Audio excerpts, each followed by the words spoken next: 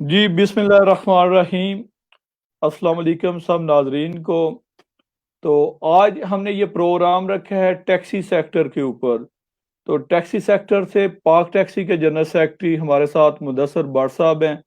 थोड़ी देर तक हमारे साथ होंगे आसम गोंदल साहब और सरफराज मेहंदी साहब। कुछ टेक्निकल वजूहात की बुनियाद पे वो अभी इंटर नहीं हो सके, माजरत ख्वाह हैं। मुदस्सर भट्ट साहब, मैं आपसे प्रोग्राम का आगाज करूंगा। मुदस्सर भट्ट साहब, इस टाइम टैक्सी जो है 60% जो टैक्सी है रोड पे है। एक तो आप ये बताएं कि क्या ये जो शेड्यूल आया है ये पूरा महीना यही जारी रहेगा, और क्या इसमें कोई तब्दीली भी हो सकती है? दूसरा, क्या अगस्त के महीने में क्या टैक्सी जो है 60% ही बरकरार रहेगी, या इसमें 50% तक हो जाएगी, या इसमें 70% तक ये ले जाएंगे? प्लीज मुदस्सर भट्ट साहब। बिस्मिल्लाहिर्रहमानिर्रहीम। जी वालेकुम सलाम वरहमतुल्लाहि वबरकातुहू। बहुत शुक्रिया जनाब आतिफ गोंदल साहब। जी सबसे पहले तो मैं तमाम नाजरीन को एक बात बताना चाहता हूँ कि इस वक्त हम बार्सिलोना स्पेन से बोल रहे हैं, और बार्सिलोना शहर में जो बार्सिलोना का टैक्सी सेक्टर है उसमें इस वक्त तकरीबन 3000 के करीब पाकिस्तानी जो टैक्सी ड्राइवर हैं। इस वक्त हमारी जो मौजूदा सूरत हाल है, सारी दुनिया जैसा कि जानती है कि कोविड-19 की वजह से पूरी दुनिया में इस वक्त जो मामलात हैं, उनमें काफ़ी उतार-चढ़ाव देखा जा रहा है। तो इसी तरह जनाब बार्सिलोना में जो टैक्सी का सेक्टर है, उसमें भी काफ़ी जो है वो तब्दीलियाँ रूनुमा हो चुकी हैं। बार्सिलोना सब जानते हैं, ये एक सियाहती शहर है, और हर साल तकरीबन यहाँ पर 70 मिलियन जो लोग हैं ना, 7 मिलियन लोग जो है वो यहाँ पर सैर व तफरीह के लिए आते हैं। इस वक्त जो मौजूदा सूरत हाल है, वो तकरीबन सिर्फ और सिर्फ 5% टूरिज्म जो है इस वक्त है, वो भी तकरीबन जो लास्ट वीक है उससे स्टार्ट हुई है, सिर्फ 5%। अगर हम एक माह पीछे चले जाएं तो ये सिर्फ 0.5 थी, यानी 1% भी नहीं थी।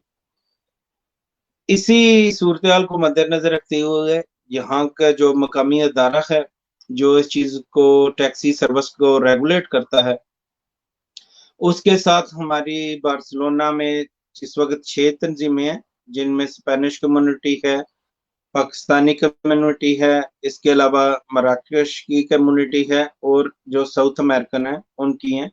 टोटल 6 इस वक़्त जो हैं वो एसोसिएशन है, जो इस चीज़ को कंट्रोल करती हैं। वो हुकूमत को मशवरा देती हैं, हुकूमत उनके साथ मशवरा करती है, और उसके बाद फाइनल डिसीजन किया जाता है। इस वक़्त बार्सिलोना, जैसे आपको बताया कि ये एक सियाहती शहर है, इस वक़्त इसमें टूरिज़्म बहुत कम है, उसको मद्देनज़र रखते हुए इन्होंने बार्सिलोना में टैक्सी की जो सर्विस है, वो 60% कर दी है। तो ये जो जुलाई का महीना है, 31 जुलाई तक ये सर्विस जो है, ये 60% ही रहेगी। लेकिन अगर किसी किस्म की ज़रूरत पड़ी तो तकरीबन 10 दिन बाद हमारी दोबारा एक मीटिंग होगी, उसमें ये फैसला किया जाएगा कि हाँ, अगर टैक्सी की ज़रूरत ज़्यादा है, अगर कस्टमर में इज़ाफ़ा हो गया है, टूरिस्ट में इज़ाफ़ा है, तो इसकी तादाद में इज़ाफ़ा किया जा सकता है। लेकिन इब्तदाई तौर पर ये इसी तरह लागू रहेगी, 31 जुलाई तक 60% ही ये टैक्सी काम करेगी। अच्छा भट्ट साहब, बहुत शुक्रिया। मैं आपसे ये पूछूंगा, एक एक तो ये टैक्सी की प्राइस इन दिनों में काफी कम हो गई है, तकरीबन 30,000 के करीब जो है यूरो जो है इसकी प्राइस जो इसमें कमी वाक़ई हुई है। जबकि हम देखते हैं कोरोना वायरस से पहले, आज से 3-4 माह पहले, यही टैक्सी की प्राइस काफी बहुत ज्यादा थी। तो आप क्या, एक तो नई टैक्सी खरीदने वालों को आप क्या मशवरा देंगे? दूसरा, क्या ये प्राइस ऐसे ही बरकरार रहेगी? क्योंकि डब्ल्यूएचओ के अदारे की रिपोर्ट के मुताबिक अगर ये कोरोना वायरस ये आगे 1 साल 2 साल या कुछ अरसा मजीद है, तो आपके ख्याल में क्या ये प्राइस मजीद मजीद नीचे जा सकती है, या इससे ऊपर जा सकती है? आपका क्या इसमें ख्याल है? जी भट्ट साहब।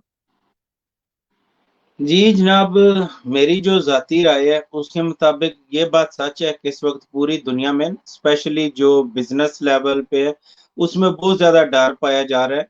क्योंकि बहुत लोगों का अंदाज़ा है कि मुस्तकबिल में शायद इकॉनमी मज़ीद जो है ना वो क्रैश कर जाए। और कुछ का ख़्याल है कि 1-2 माह या 3-4 माह बाद अगर कोविड-19 की वैक्सीन मार्केट में आ गई, तो हम आसानी से इसको जो है वो दोबारा रिकवर कर लेंगे। इसी तरह टैक्सी सेक्टर में भी यही है, बहुत से लोग हैं जैसे कि आप जानते हैं यहाँ पर एक एवरेज सिस्टम है, लोग यहाँ पर रिटायर्ड होते हैं और वो जो अपना लाइसेंस है, वो दूसरे आदमी को बेच देते हैं। तो बाज़ लोग जो हैं वो तो इस वजह से अपना लाइसेंस बेच रहे हैं क्योंकि वो पेंशन के करीब पहुँच गए हैं और कुछ लोग ऐसे हैं जिनमें भी ये खौफ पाया जा रहा है कि मैं आज ही अपना जो लाइसेंस है ना ये अच्छे दामों में बेच दूँ, ताकि कहीं ऐसा ना हो कि इकोनॉमी क्रैश कर जाए और फिर मेरी जो रकम है वो मुझे इससे भी कम मिले। इस बात में कोई शक नहीं कि तकरीबन आज से 4 माह पहले बार्सिलोना टैक्सी सेक्टर का जो एक लाइसेंस था, वो 1,50,000 1,55,000 के करीब उसकी सेल हो रही थी और बहुत से हमारे पाकिस्तानी भाई हैं जिन्होंने ये लाइसेंस ओवर 150,000 उन्होंने बाय भी किया है। लेकिन मौजूदा सूरत-हाल को मद्देनज़र रखते हुए इस वक़्त जो है वो मार्केट में जो लाइसेंस है वो 1,20,000 से लेकर 1,35,000 यूरो तक मार्केट में अवेलेबल है, जो एक अंदाज़े के मुताबिक 20 से 30,000 यूरो लाइसेंस की जो वैल्यू है वो डाउन हो गई है, यानी कम हो गई है। 1,20,000 और लेकिन बट 1,35,000 साहब में फ़र्क इस जी, जी। जी बट साहब, लेकिन अगर इसकी प्राइस अब कम है तो एक तो अपॉर्चुनिटीज ये भी है कि आप इस लाइसेंस को इस सस्ते दामों खरीद लें और आने वाले दिनों में हो सकता है इसकी प्राइस ज्यादा हो जाए।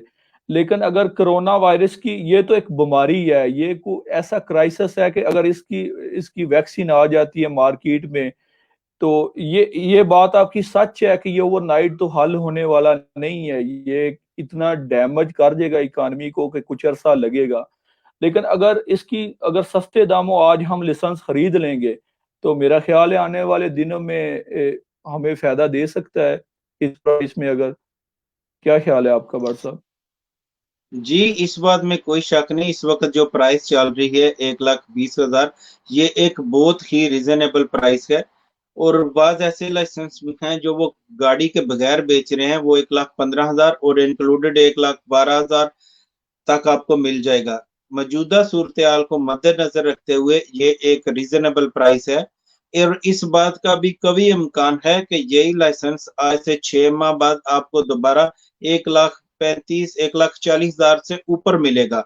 अगर कुछ भाई लाइसेंस खरीदना चाहते हैं तो ये उनके लिए एक अच्छा मौका है। 1,20,000 1,25,000 ये एक रीज़नेबल प्राइस है, लेकिन इसके लिए मैं अपने भाइयों को पाकिस्तानी स्पेशल ये बताना चाहता हूँ कि आप किसी के भी साथ भी अपना एग्रीमेंट करने से पहले ये आप इंश्योर कर लें कि आपके मामलात, अगर आप तो नेट कैश पर बाय कर रहे हैं तो वो तो कोई मसला नहीं, जैसे आप किसी के साथ एग्रीमेंट करते हैं आप बाय कर लें। लेकिन अगर आप बैंक के साथ काम करना चाहते हैं, आप कुछ रकम 50 टू 60 या 70% आप बैंक से लेना चाहते हैं, तो मेक श्योर कि आप पहले अपने बैंक से राब्ता करें। अगर वहां से आपको ग्रीन लाइट मिले कि आपका जो कर्जा है वो हमने अप्रूवल कर दिया है, उनसे रिटर्न भी ले लें, उसके बाद आप किसी से एग्रीमेंट करें। क्योंकि हमने 3 या 4 ऐसे भी केस देखे हैं कि वो उन्होंने 5,000 या 10,000 यूरो पहले दे दिया किसी स्पेनिश को, फिर बैंक से उसको अप्रूवल नहीं मिली और उसको 5,000 या 10,000 का नुकसान भी बर्दाश्त करना पड़ा है। इसमें तो कोई शक नहीं कि ये एक अच्छी प्राइस है, आप इस पर बाय कर सकते हैं। लेकिन बैंक से अप्रूवल करने के बाद ही आप किसी से एग्रीमेंट करें, ताकि आपको किसी किस्म का नुकसान ना बर्दाश्त करना पड़े। अच्छा बट साहब, मैं आपसे ये पूछूंगा कि दोबले कंडक्टर जो डबल ड्राइवर की परमिशन है उसके बारे में आपके पास क्या अपडेट है? क्योंकि आप अक्सर मीटिंग जो आ रही है मेट्रोपॉलिटाना की हैं वो अटेंड करते रहते हैं, तो इस बारे में आप हमारे नाजरीन को बताएं कि डबल ड्राइवर की जो परमिशन है उसकी क्या अपडेट है आपके पास, प्लीज। जी, डबल ड्राइवर के मतलब तकरीबन आज से 10 दिन पहले हमारी मीटिंग हुई थी, ऑफिशियल जहाँ का इदारा है एएमबी, और यहाँ पर हम उसे आर्या मेट्रोपॉलिटाना बार्सिलोना बोलते हैं। तो उसमें उन्होंने ये बताया था कि इसकी जो लास्ट डेट थी वो थी 8 जुलाई। लेकिन उसके साथ उन्होंने हमें फिर ये बता दिया कि इसके ऊपर अब एलिगेशन लग गया, यानी इसके ऊपर एतराज लग गए हैं। जो उन्होंने ये डेट दी थी कि इस वक्त के बाद हम फैसला आपको देंगे कि जिस अगर कोई भी आदमी अपने साथ किसी को काम रखना चाहता है तो वो उसको आजादी होगी। लेकिन 8 जुलाई तक ये था कि अगर किसी अदारे ने या कंपनी ने इस पर इतराज किया तो फिर इसकी जो है ना वो सुनवाई की जाएगी, और जो भी इस पर इतराज होगा पहले उसको दूर किया जाएगा, उसके बाद हम परमिशन करेंगे।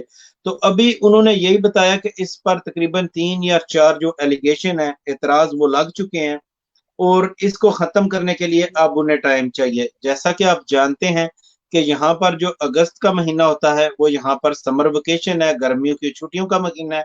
तो यहाँ पर किसी भी किस्म का जो ऑफिशियल वर्क है सरकारी अदारों में वो नहीं होता। इसको मद्देनजर रखते हुए उन्होंने बताया, जैसा कि इस पर 3 या 4 एतराज लग चुके हैं, तो इसका जो अभी जो फैसला है वो आपको सितंबर के आखिर में मिलेगा। अगर तो ये अदालत में ना गया तो वो सितंबर के आखिर में आपको फाइनल कर देंगे। अगर बाद जो वजूहत है उनकी बना पर ये अदालत में चला गया तो फिर इसमें तखीर भी हो सकती है। लेकिन जल्दी अगर फौरन भी आप इसको देखें तो सितंबर से पहले इसमें किसी किस्म की कोई जो है वो नई इंफॉर्मेशन नहीं है, और ना ही सितंबर तक किसी को इजाजत होगी कि वो नया आदमी या कोई दूसरा जो ड्राइवर है वो अपने साथ काम पर रख सके। अच्छा बार साहब, आप ये बताएं कि काबीफाई वाले जो हैं वो क्या वो 15 मिनट वाले कानून पे अमल कर रहे हैं?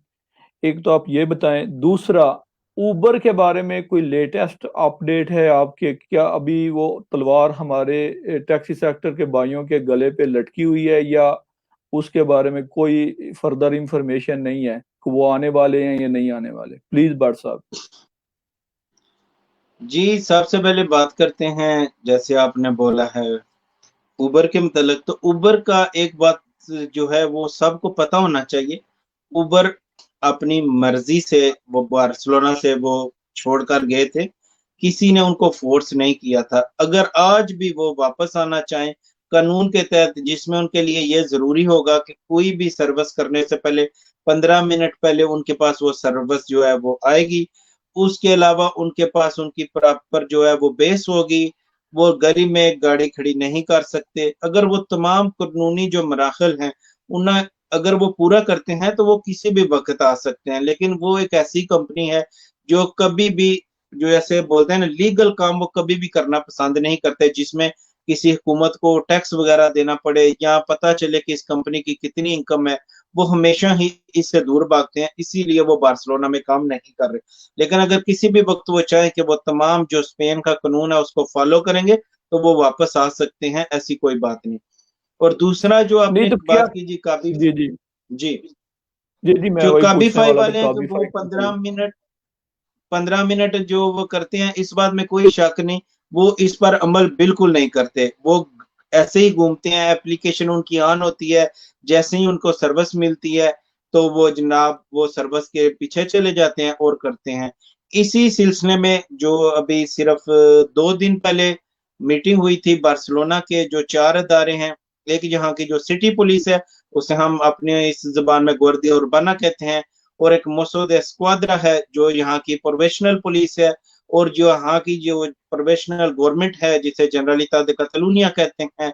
और इसके साथ जो एसोसिएशन हैं टैक्सी सेक्टर की, उनकी, और जो टैक्सी को इदारा गवर्नमेंट की तरफ से कंट्रोल करता है एएमबी, इन पांचों अदारों की मीटिंग हुई थी। और इसमें उन्होंने यही कहा है कि जी 24 जुलाई को हमारी जो टिकट है जिसके साथ उनको मेंशन किया जाएगा कि ये गाड़ी जो है ये वीटीसी है, और इसके नंबर के हिसाब से वीक में उसे भी 2 छुट्टियां होंगी। जैसे कि हम ब्लैक कैब या येलो कहने हम काम करते हैं, हफ्ते में 2 छुट्टियां होती हैं, तो वो भी 2 छुट्टियां करेंगे। लेकिन 24 जुलाई को वो टिकट इशू होंगी। इसका ये मतलब बिल्कुल नहीं है कि 24 को वो उन पर अप्रूवल हो जाएंगी। ये सितंबर के आखिर तक जाकर उनको अप्रूवल होंगी, और उसके बाद वो भी अपनी 2 छुट्टियां करेंगे। जिस गाड़ी को तमाम को पता चल जाएगा कि आज इसकी छुट्टी है, आज इसका काम का दिन है। तो इस बात में तो कोई शक नहीं कि आज तक वो कानून की वायलेशन करते हैं, कानून के मुताबिक वो बिल्कुल काम नहीं करते। जैसा वो फ्री के में है ना कि किसी किस्म का कंट्रोल नहीं है, क्योंकि 7 या 8 जो टोटली इंस्पेक्टर हैं बार्सिलोना में जो इस चीज को कंट्रोल करते हैं, और उसी साथ 8 इंस्पेक्टर के कोटे में 10,500 जो टैक्सी है वो भी आती है, और ये जो इस वक्त तकरीबन 700 के करीब काबिफाई चलती है वो भी आती है। लेकिन अभी यहाँ की जो सिटी पुलिस है और यहाँ की जो सूबाई पुलिस है, उनको भी ये इख्तियार दे दिया गया है कि वो भी उनकी जो है वो चेकिंग आफ्टर 24 जुलाई वो भी इसमें शामिल हो जाएंगे, और उनके पास ये ऑथराइजेशन होगी कि वो किसी भी गाड़ी को चेक कर सके। अच्छा बर साहब, आप ये बताएं कि 10 साल बाद आरिया मेट्रोपॉलिटाना के कानून के मुताबिक आपने गाड़ी तब्दील करना लाजमी है।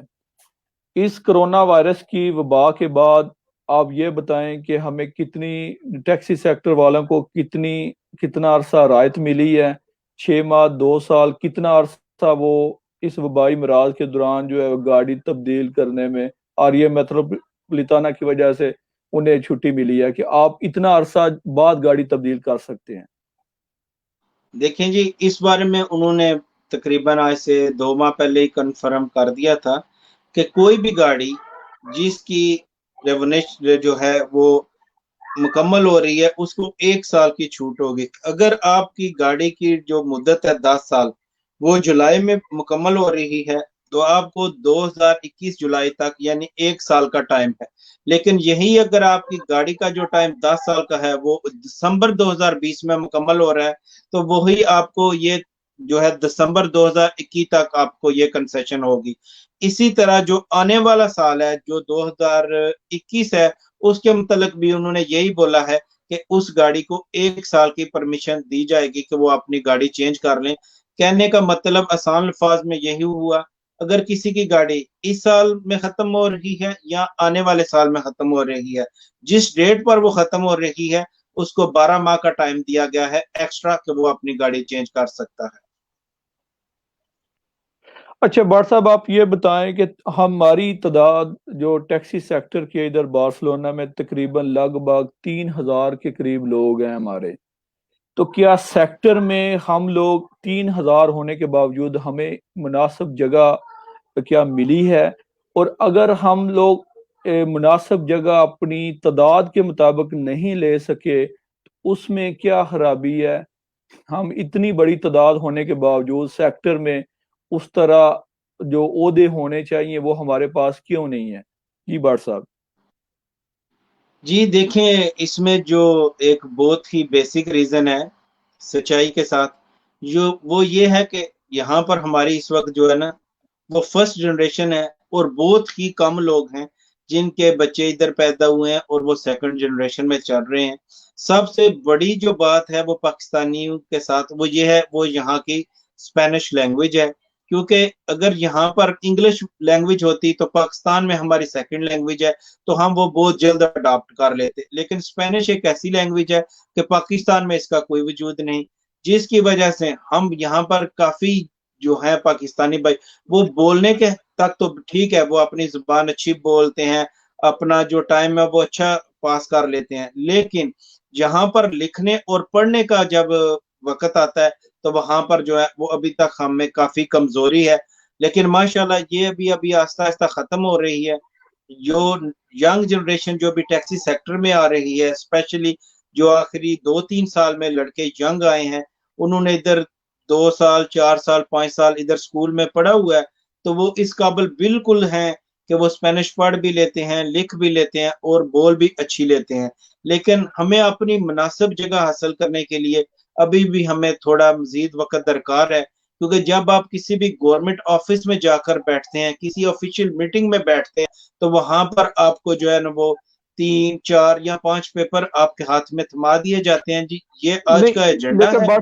बट साहब एक मैं इंटरप्ट करूंगा, क्या ये हमारी जो ओवरऑल हम जो पाकिस्तानी हैं, क्या हमारी कमजोरी है, हमारी आपस की ना इत्तेफाकी है कि हम इतनी बड़ी तादाद में होने के बावजूद जो आर्य मेट्रोपॉलिटाना के जो नुमाइंदा लोग हैं, जिस तरह पाक टैक्सी है, जिस तरह बाकी एसोसिएशन है, उसमें हम लोग अपनी 3,000 लोग होने के बावजूद क्या हम इससे भी ज्यादा सीट ऑक्युपाई कर सकते हैं? क्या आप लोग समझते हैं कि हमारी कमजोरी है, हमारी इख्तलाफ आपस में होने की वजह से हम लोग वो मुनासिब सीट हासिल नहीं कर सके? इस सिलसिले में आप जो हमारी एसोसिएशन है, जो हमारे पाकिस्तानी जो टैक्सी सेक्टर में काम लोग कर रहे हैं, आप उनको क्या मशवरा देंगे कि हम कैसे मिल के हम इस सेक्टर की बेहतरी के लिए काम कर सकते हैं? देखिए जी, सबसे पहले तो एक बात जो है वो सबको कंफर्म होनी चाहिए। ये जो इलेक्शन है, जो यहाँ का जो ऑफिशियल अदारा है, यहाँ की ज़बान में से ताउला तकनीका बोला जाता है, वो हर 4 साल बाद ये इलेक्शन होते हैं, ठीक है?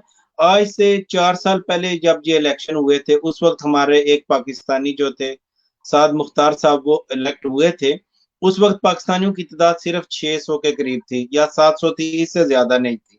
लेकिन आज वक़्त गुज़रने के साथ-साथ ये तादाद तकरीबन 3000 हो हो गई है। लेकिन इस बात में कोई शक नहीं, यहाँ पर जितनी भी पाकिस्तानी एसोसिएशंस हैं, कम्युनिटीज़ हैं, ग्रुप हैं, उनमें इत्तेफ़ाक की बहुत ज़्यादा ज़रूरत है। अगर हमने आपस में इत्तेफ़ाक ना किया, तो इस बात में भी कोई दो राय नहीं कि हम वो अपना मकाम हासिल नहीं कर सकेंगे, जो हमारा हक बनता है। अगर हम अपनी एवरेज ही देख लें कि 3000 हैं, इसके मुताबिक भी हमारे पास 3 या 4 सीटें जो हैं वो कन्फर्म तावला तहकीका जो यहाँ का ऑफिशियल अदारा है उसमें होनी चाहिए। मैं तो एज़ सेक्रेटरी यही सभी को बोलूँगा कि अपने जो ज़ाती इख्तिलाफ़ात हैं, उनसे बालातर होकर अपनी कम्युनिटी, अपने मुल्क की खिदमत के लिए आगे आएँ। अपना मुनासिब मुकाम हासिल करने के लिए आपकी इत्तेफ़ाक़ राय बहुत ज़रूरी है। जैसा कि आपको बताया कि अब ये इलेक्शन तकरीबन सितंबर के आखिर में होंगे या अक्टूबर के शुरू में होंगे। तो इस वक़्त भी हमें ज़रूरत है, क्योंकि अभी तक इसके बारे में कोई कन्फर्म डेट नहीं है, वो तकरीबन सिर्फ़ 1 माह बाद 1 माह पहले बताते हैं। जब वो हमें बताएँगे तो हम अपनी तमाम जो पाकिस्तानी कम्युनिटी है, जो सेक्टर से रिलेटेड है, हम सब से यही अपील करेंगे कि आपस में इत्तेफ़ाक़ राय पैदा करें और अपनी नुमाइंदगी हासिल करने के लिए अपने जो ज़ाती इख्तिलाफ़ हैं, उन्हें ख़त्म करें। और जो भी आपको काबिल नज़र आता है अपनी कम्युनिटी में, वो किसी भी ग्रुप से हो, वो किसी भी तरह से हो, आप उसकी हिमायत करें ताकि आपको जो आपका हक है, वो ज़रूर मिले। और जब आप वहाँ पर मौजूद होंगे, इनसाइड आप वहाँ पर सीटेड होंगे, तो फिर ही आप अपना मसाइल अच्छी तरह से बयान कर सकेंगे और उनसे फ़ायदा भी उठा सकेंगे। वरना जो आपको बाहर आकर बोलेंगे, आपको उसी से इत्तेफ़ाक करना पड़ेगा। इसलिए ज़रूरी है कि ज़ाती रंजिशें, जो ज़ाती मफ़ाद है, वो पीछे रखें, खुद इकट्ठे हों। जैसे ही इंशाअल्लाह ताला इस बारे में ऐलान होगा, तो इसके लिए सारी कम्युनिटी के साथ जो है, वो भरपूर कैंपेन की जाएगी, ताकि हम अपने जो नुमाइंदे हैं, वो गवर्नमेंट के जो इनसाइड ऑफिस है, ताउला तकनीका यहाँ पर उसे बोला जाता है, वहाँ पर हमारी नुमाइंदगी हो। इसके बाद टैक्सी के मतलब जो भी फैसला हो, उसमें हम अपनी राय दे सकें और हम अपना जो मुनासिब हक है, वो इस्तेमाल कर सकें। अच्छा भट्ट साहब, आप टैक्सी सेक्टर में जो नए लोग आने वाले हैं, उनको क्या मशवरा देंगे कि हाँ, वो लोग टैक्सी सेक्टर की बेहतरी के लिए क्या रोल अदा कर सकते हैं? जी भट्ट साहब। देखिए जी, अभी ये जो मैंने पहले भी आपको बताया है, यंग जनरेशन जो आ रही है, वो लिखने में भी अच्छे हैं, पढ़ने में भी अच्छे हैं, बोलने में भी अच्छे हैं। इसके साथ जो अभी सबसे ज़रूरी है उनके लिए, जैसा कि हम पाकिस्तान से बिलॉन्ग करते हैं, हमारा जो एक अंदाज़ है, वो थोड़ा डिफरेंट है बाकी कम्युनिटीज़ के मतलब। तो अपनी कम्युनिटी में इत्तेफ़ाक पैदा करें और जहाँ तक हो सके एक-दूसरे की हेल्प करें। और जो भी नए आ रहे हैं, जो इस वक़्त पहले सेक्टर में मौजूद हैं दोस्त, वो उनको अच्छे तरीके से गाइड करें, ताकि हम उनसे अच्छे तरीके से उनसे फ़ायदा उठा सकें और वो भी अपने बड़ों से सीखें। क्योंकि जो पुराने टैक्सी ड्राइवर हैं, उन्होंने इस सेक्टर में अपना मकाम हासिल करने के लिए बहुत ज़्यादा मुश्किलें देखी हैं, बहुत ज़्यादा कुर्बानियाँ दी हैं। अभी जो नए दोस्त आ रहे हैं, वो इन चीज़ों से बिल्कुल नावाकिफ़ हैं। इसलिए उनको चाहिए कि ये जो एक गैप है ना, जो टू मच सीनियर हैं और जो बिल्कुल नहीं है, इसको ख़त्म करने के लिए भी हमें भी एक अच्छी कैंपेन करना पड़ेगी, ताकि इन दोनों जो है ना, वो यंग और जो पुराने हैं, इनके दरमियान जो रिलेशन है, वो कायम हो सके। तो इंशाल्लाह इससे भी इस्तिफ़ादा हासिल किया जाएगा नए आने वाले दोस्तों से। अच्छा बार साहब, आप ये बताएं कि टैक्सी की जो मौजूदा सूरत हाल है और कीमतों का तयन, ये टैक्सी की क्या यार ये मेट्रोपॉलिटाना उनकी जिम्मेदारी है? इस बारे में आप प्लीज बताएं कि या ये मार्केट फ्री है, इसमें अप्स एंड डाउन आते रहते हैं। जी बार साहब।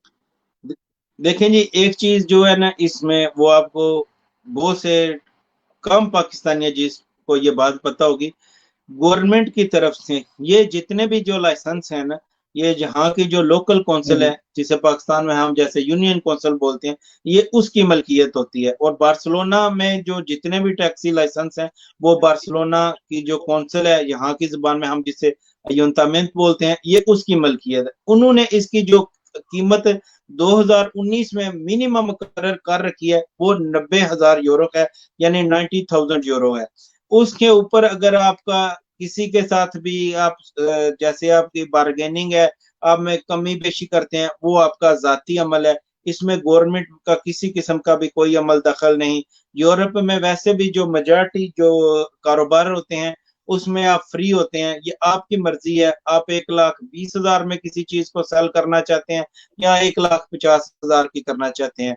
इसी तरह खरीदने वाला भी इसमें आजाद है, वो 1,20,000 की खरीदे गाड़ी, 1,10,000 की खरीदे, या वो 1,40,000 की खरीदे। नहीं नहीं, हुकूमत की तरफ से ये बात आपकी ठीक है, लेकिन ये जो अप्स एंड डाउन्स हैं कि अगर हम देखते हैं कि कोरोना से पहले जैसे प्राइस जो है वो बहुत हाई चली गई थी, तकरीबन 160 तक भी लोगों ने गाड़ियां खरीदी हैं, और आज कोरोना के बाद जिस तरह प्राइस बिल्कुल लो आ गई है, तो क्या कोई ऐसा मैकेनिज्म हो सकता है कि इसको कंट्रोल करने के लिए एक मुनासिब सी प्राइस हो, ना बेचने वालों को नुकसान हो और ना खरीदने वालों को, कि उनको ऐसा महसूस हो कि हम बहुत महंगी खरीद रहे हैं या हम बहुत सस्ती खरीद रहे हैं? जी भाट साहब, ल- कि या जी ये देखें ना, मार्केट फ्री है, इन्होंने फ्री रखी हुई है? जी बिल्कुल, ये मार्केट फ्री है, इसमें कोई शक नहीं। लेकिन हमेशा जो बड़ी कंपनियां होती हैं, वो किसी ना किसी तरह से आप पर जो है ना, वो असरअंदाज जरूर होती हैं। लेकिन आपको पता होना चाहिए कि बार्सिलोना में इस वक्त जो 7,000 के करीब लाइसेंस है ना, वो पर्सनल लाइसेंस है, वो कंपनी से बिलोंग नहीं करते। वो एक आदमी की मलकियत है, वो जब चाहे किसी दूसरे को फरोख्त कर सकता है। हुकूमत ने ये पाबंदी रखी हुई है कि इसमें इजाफा नहीं होगा। ये जो 7,300 के करीब जो लाइसेंस है, ये पर्सनल रहेंगे, एक आदमी की मलकियत रहेगा। ना कि ऐसा हो कि कोई बड़ी कंपनी आए और वो लाइसेंस खरीदना शुरू कर दे। इसलिए ये अच्छा मार्केट भाट फ्री साहब, है। एक देखें ना, अभी जी जी जी जी जी, आप अभी कंप्लीट करें मार्केट अपनी में एक बात। डर पाया जाता है कि कहीं कोरोना की वजह से जो है वो इकोनॉमी क्रैश ना कर दे और लाइसेंस की कीमत नीचे ना चली जाए। लेकिन मैं आपको एक जो मेरा जाती तजर्बा उसकी बिना पर आपको बता रहा हूँ, ये तो हो सकता है 5,000 कीमत इससे नीचे चली जाए, लेकिन ये कभी नहीं होगा कि ये बहुत ही पीछे चले जाए, 1 लाख करीब चली जाए। ऐसा बिल्कुल नहीं। अगर हालात कंट्रोल हुए तो ये जो है ना, वो डिमांड एंड सप्लाई पे डिपेंड करता है। यही आज से 4 माह पहले डिमांड इसकी ज्यादा थी और सप्लाई मार्केट में कम थी, और इसकी वजह से कीमत 1,60,000 के करीब चलेगी। अभी मखसूस लाइसेंस मार्केट में मौजूद हैं, लेकिन क्या है, खरीदार अभी जो है वो थोड़ा डर महसूस कर रहा है, जिसकी वजह से ये कीमत जो अभी 1,20,25 के करीब आ गई है। लेकिन इससे मजीद कमी मतवक्के नहीं है। यही अगर हालात थोड़े से भी बेहतर हुए तो ये वापस 1,40 से 1,45 पे चला जाएगा। अच्छा भाट साहब, आप ये बताएं कि हम काफी अरसे से सुने कि आर्या मेट्रोपॉलिटन अपनी एप्लीकेशन आ रही है, इस सिलसिले में आप हमारे नाजरीन को ये बताएं कि उसके मतलब क्या अपडेट है, कब तक वो मार्केट में हर टैक्सी ड्राइवर तक वो पहुंच जाएगी? जी भाट साहब।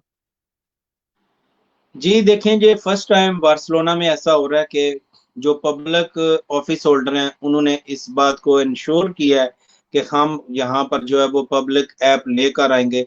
और इसमें जो उनका अंदाजा है, वो उन्होंने वैसे तो उन्होंने बोला है जी, ये साल के आखिर तक जो है ना वो इंशाल्लाह ताला मार्केट में आ जाएगी। लेकिन कुछ जराए का ये भी कहना है कि ये पॉसिबल है अक्टूबर तक अपना जो कहते हैं ट्रायल की सूरत में, जो जिसे यहाँ के मुकामी जुबान में प्रोबा बोलते हैं, पाकिस्तान में कहते हैं भाई जैसा बोलते हैं ट्राई के तौर पर, इसमें अक्टूबर में इसके चांस है कि ये मार्केट में आएगी। लेकिन जैसे आपको पता है, ये एक बहुत बड़ा प्रोजेक्ट है।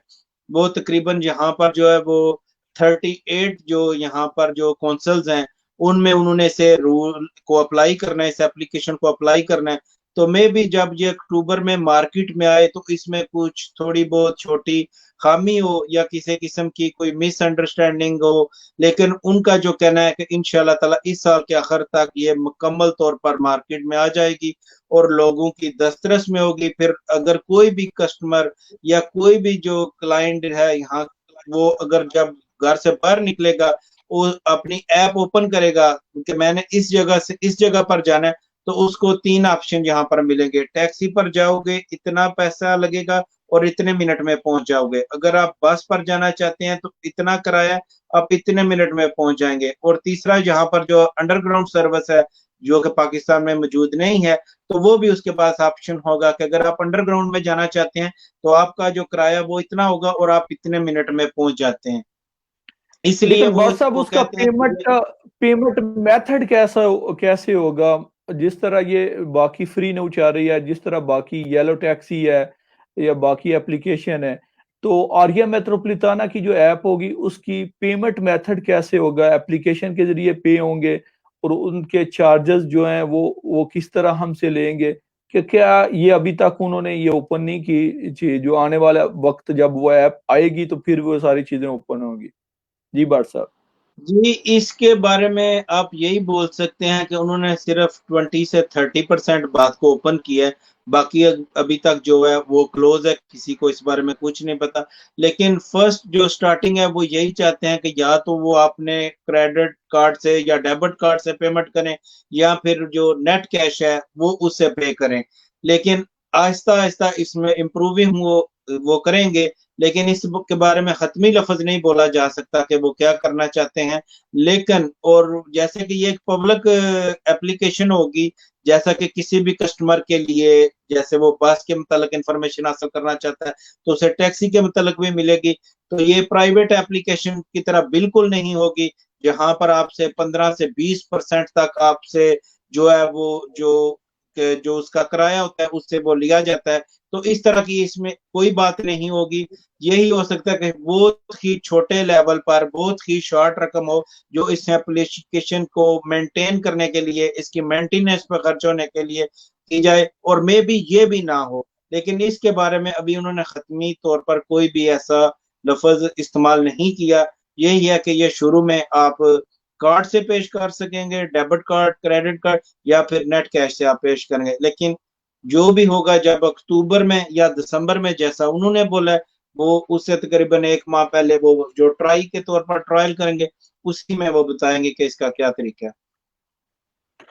अच्छा बाट साहब, आप ये बताएं कि क्या टैक्सी सेक्टर अब भी एक अच्छी सरमायाकारी का एक जरिया है, और क्या आने वाले वक्त में हम जो मौजूदा हालात हैं इनमें हम कौन से मसाइल का शिकार हो सकते हैं? देखिए जी, इसमें तो अभी दो तरह की राय पाई जाती है, स्पेशली मुआशरे में। वो ये है कि इस बात में तो कोई शक नहीं, टैक्सी का काम एक ऐसा काम है जो कम और ज्यादा तो जरूर हो सकता है लेकिन कभी खत्म नहीं हो सकता ना।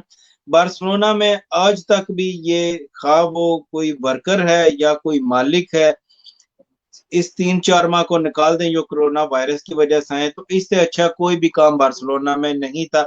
आपको मकबूल तनख्वाह मिलती थी, अगर आप मालिक हैं तो आप मकबूल एक इनकम अपनी अर्न कर रहे थे।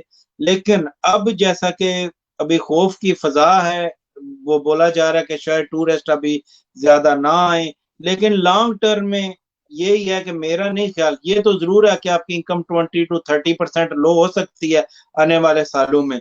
लेकिन फिर भी मेरी जो एक जाती राय है, ये बहुत से दूसरे कामों से फिर भी बेहतर रहेगा। लेकिन जो भी नए इन्वेस्टर हैं वो सोच समझ कर अपना, जो कहते हैं, फुल एक इन्वेस्टिगेशन करें, उसके बाद ही अपनी सरमायाकारी इसमें करें। क्योंकि ये जरूर हो सकता है शायद 2-3 साल आपको लग जाएं आपको बैक टू जो हम आज से 1 साल पहले थे, क्योंकि कोरोना की वजह से जो है ना, वो इकोनॉमी स्पेशली टूरिज्म भी है वो बहुत ज्यादा मुतासर हुई है।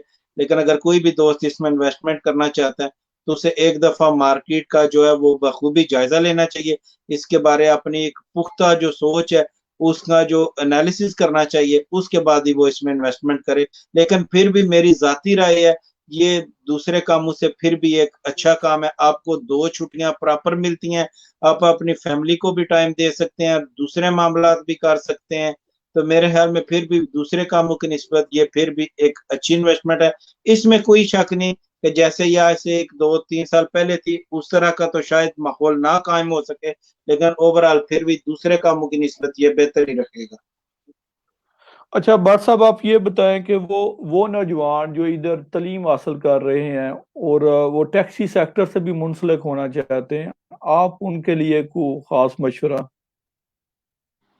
क्या देखें जी, मशवरा देंगे इस आप बारे में उनको? देखें, इसमें तो कोई दूसरी राय नहीं। अगर वो बच्चे जो जहाँ पर पढ़ रहे हैं उन्हें पढ़ना चाहिए, उन्हें यहाँ पर बैंक में, ऑफिस में, गवर्नमेंट ऑफिस में और बड़ी बड़ी जो कंपनियां वहां पर जाकर काम करना चाहिए। वहां पर भी अगर आप अच्छा पढ़ेंगे तो इंशाल्लाह आपको अच्छी तनख्वाह, अच्छी नौकरी मिले। भी वैसे भी जो काम आप दफ्तर में बैठकर करेंगे या किसी कंपनी में करेंगे, किसी गवर्नमेंट ऑफिस में करेंगे, उसका टैक्सी के साथ तो बिल्कुल कोई रिलेशन आप कायम नहीं कर सकते। ये नहीं बोला जा सकता कि यहाँ पर आप 200 यूरो ज्यादा कमा लेंगे, 500 यूरो ज्यादा कमा लेंगे, लेकिन जो दफ्तर की जॉब है वो एक निहायत रीजनेबल और इज्जतेबल जो वो एक जॉब है। मैं सभी को यही बोलूंगा, मेरे माशाल्लाह बच्चे हैं वो इधर ही पढ़ते हैं। अभी जो मेरी बेटी है वो भी यूनिवर्सिटी में उसने नेक्स्ट ईयर उसने चले जाना है। तो मेरी यही ख्वाहिश होगी तमाम पाकिस्तानी जिनके जो बच्चे इधर हैं, वो उनकी जो तालीम है उस पर जरूर और खसूसी तवज्जो दे, ना कि यही सोच रखें कि उन्होंने भी बड़े होकर टैक्सी चलानी है तो इसमें आ जाना। नहीं, उनकी तालीम पर तवज्जो दें। जैसा कि आपने देखा है इंग्लैंड में, जर्मनी में, ऑस्ट्रेलिया में हमारे जो बच्चे थे उधर वो पढ़कर डॉक्टर बने, वकील बने, इंजीनियर बने और आज वो उस मुल्क की बहुत ही अच्छी पोस्टों पर कायम है। तो वो लोग जिनके जो अफोर्ड अच्छे करते हैं और उनके बच्चे पढ़ाई में अच्छे हैं, स्पेशली वो बच्चे जो छोटी उम्र में इधर आ गए थे, वो उनकी पढ़ाई पर खसूसी तवज्जो दें ताकि वो अच्छी तालीम हासिल करें और मुस्तकबिल में उनकी पहचान हो कि ये, इस बात में तो कोई नहीं है कि ऑल लाइफ यही लिखा जाएगा कि ये पाकिस्तानी है। लेकिन आप तालीम अच्छी हासिल करें और यहाँ के जो गवर्नमेंट जॉब है, पुलिस में जाना चाहते हैं, वकील बनना चाहते हैं, डॉक्टर बनना चाहते हैं, कुछ भी जैसे आपके बच्चे का जो लेवल है या जो आपके बच्चे की ख्वाहिश है, यहाँ पर वो पाकिस्तान वाला तरीका ना आजमाएं कि नहीं आपने डॉक्टर ही बनना है या तुमने वकील बनना है या तुमने इंजीनियर बनना है। यहाँ पर जो बच्चे हैं वो अपनी राहें खुद तलाश करते हैं, उनकी इसमें जरूर रहनुमाई करें और उनको अच्छी तालीम जो है वो जरूर दिलाएं कि उनका उनका अच्छा जो मुस्तकबिल है वो सिर्फ और सिर्फ तालीम पर ही डिपेंड है। सभी लोग जानते हैं जो जो आने वाला दौर है वो टेक्नोलॉजी का दौर है, उसमें अगर आपके बच्चों की अच्छी तालीम हुई तो वो इस मुआशरे में कामयाब होंगे। वरना काम यहाँ पर जो आपको पता है नॉर्मली, स्पेशली स्पेन के जो सूरत हाल है उससे कोई भी न वाकिफ नहीं, तो वो उनके लिए बहुत ज्यादा मुश्किलात पैदा कर सकता है। तालीम सबसे पहले, बाकी सारे काम बाद में। दुनियावी तालीम भी दें और जो दीनी तालीम है, दोनों तालीमों से अपने बच्चों को वो रास्ता करें, यही उनकी कामयाबी का जो है वो रास्ता होगा। अच्छा बाट साहब, आखिर में आप ये बताएं कि टैक्सी सेक्टर की बेहतरी के लिए, हम तकरीबन पहले बता चुके हैं कि 3000 के करीब लोग हैं, किन लोगों को आगे आना चाहिए और आके इस सेक्टर की बेहतरी के लिए आगे आके काम करना चाहिए? जी बाट साहब। देखें जी, इसमें एक जो चीज है वो बहुत जरूरी ये है, अब हमने एक ऐसा अपना सिस्टम बनाना है जिसमें नई जनरेशन और जो पुरानी जनरेशन है, जो पुराने टैक्सीस्ता हैं, जो पहले से टैक्सी चला रहे हैं, इन दोनों को इकट्ठा लेकर साथ में चलना है। इसके अलावा हमारे पास कोई दूसरा जो है वो ऑप्शन मौजूद नहीं है। और वो लोग जो स्पेशली अपना टाइम स्पेंड कर सकते हैं, क्योंकि जब आपको किसी भी दफ्तर से मीटिंग के लिए बुलाया जाए, वहां पर आपने 2 घंटे या 3 घंटे आपने जाना होगा। एक आदमी नहीं, आपके पास कम से कम इस वक्त जैसे स्पेनिश कम्युनिटी में है कि उनके पास 10-10 के करीब लोग हैं एसोसिएशन के पास। किसी वजह से एक नहीं जा सकता, दूसरा चला जाता है, दूसरा नहीं जा सकता, तीसरा चला जाता है। नॉर्मली यहाँ पर 2 लोग जो होते हैं वो जाते हैं एक मीटिंग में लेकिन एक व्हाट्सएप एसोसिएशन की इसके तरफ लिए से। इस व्हाट्सएप इसके लिए जरूरी तो यह है कि जो भी हमारी कम्युनिटी टैक्सी सेक्टर से वाबस्ता है, सब लोगों को यकजा होना होगा। ये एक मुश्तरका हमारा ये मामला है और इसमें हम लोग मिलियन यूरो इन्वेस्ट कर चुके हैं। अगर जो भी लोग टैक्सी सेक्टर की बेहतरी के लिए आगे आएंगे तो वो उनकी दरअसल अपनी बेहतरी होगी। हमने इतने ज्यादा पैसे इस पे इन्वेस्ट किए हुए हैं। जी बार साहब। जी देखें जी, इसमें तो कोई दूसरी राय नहीं है। बार्सिलोना एक बहुत बड़ा शहर है टूरिस्ट का, और यहाँ पर जो टैक्सी सेक्टर है, किसी भी मुल्क में जहाँ पर टूरिज्म होती है, टैक्सी सेक्टर वहाँ उसकी रीढ़ की हड्डी तस्वर किया जाता है। और इस वक्त बार्सिलोना के टैक्सी सेक्टर में जो रीढ़ की हड्डी है वो पाकिस्तानी कम्युनिटी है। 10,500 का जो टोटल यहाँ पर टैक्सी है उसमें से 3,000 पाकिस्तानी है, और आइंदा एक उम्मीद की जा रही है कि 3-4 साल तक ये तादाद बढ़कर 5,000 के करीब पहुंच जाएगी। और उसके बाद आप इस सेक्टर का 50% होंगे। अगर आप इस सेक्टर को चाहते हैं कि ये अच्छी तरीके से रन करे, आप इसमें मुनासिब आपकी नुमाइंदगी हो, ताकि ना कि आपको दीवार के साथ लगाया जाए, तो इसके लिए सभी को जो अपनी जाती अनाग है या वो जो पाकिस्तानी कल्चर है उसको पीछे रखकर यहाँ पर इकट्ठे होकर सब ने यकजा मुतहिद होकर आगे बढ़ना है। तो फिर आप यहाँ पर अपनी जो नुमाइंदगी है और अपनी जो इज्जत है वो हासिल कर सकते हैं। और इसके लिए जो काफी ऐसे दोस्त हैं जो आगे आना चाहते हैं, लेकिन वो थोड़ी हिचकिचाहट महसूस करते हैं कि नहीं यार, जो पहले लोग काम कर रहे थे वो तो ऐसे थे, अगर मैं आया तो फिर मेरे साथ क्या होगा। ये जो नए और पुराने का ना, इसको खत्म करना होगा। इकट्ठे सब ने मिलकर चलना है। जो भी हकीकी तौर पर टाइम दे सकता है, अपनी कम्युनिटी को सर्व करना चाहता है, हाँ वो कोई भी हो, उसे आप आगे लेकर आए, ताकि कम्युनिटी की मुनासिब जो है वो नुमाइंदगी हो सके और आपका जो हक है वो भी आपको मिल सके। जी बहुत शुक्रिया भट्ट साहब आपका टाइम देने का। तो नाजरीन ये थे हमारे भट्ट साहब, मुदस्सर भट्ट साहब, ये जनरल सेक्रेटरी हैं पाक टैक्सी एसोसिएशन के। तो आज हमने ये प्रोग्राम इसलिए रखा ताकि टैक्सी सेक्टर के जो मसाइल हैं, टैक्सी सेक्टर के जो भी मामलात हैं, वो ताकि आपके सामने जिस तरह बात तो होती रहती है लेकिन सोशल मीडिया के जरिए आपके सामने ये रख दें ताकि आप लोग इस पे आप इस्तेफादा हासिल कर सकें। आप लोगों तक बर वक्त सारी इंफॉर्मेशन सोशल मीडिया पे ही आपको आपके साथ शेयर हो सके, आप और सारी इंफॉर्मेशन पहुंच सके। तो मेरा नाम आतिफ गोंदल है। ये प्रोग्राम, ये मेरा पेज है आतिफ गोंदल के नाम पे, आप इस पेज को भी लाइक करें और हमारा ये यूट्यूब चैनल भी है, आप उसको भी सब्सक्राइब करें। तो अपने मेज़बान आतिफ गोंदल को इजाज़त दीजिए। मुदस्सर भट्ट साहब बहुत शुक्रिया आपका भी। अल्लाह हाफिज़। जी बहुत शुक्रिया, खुदा हाफिज।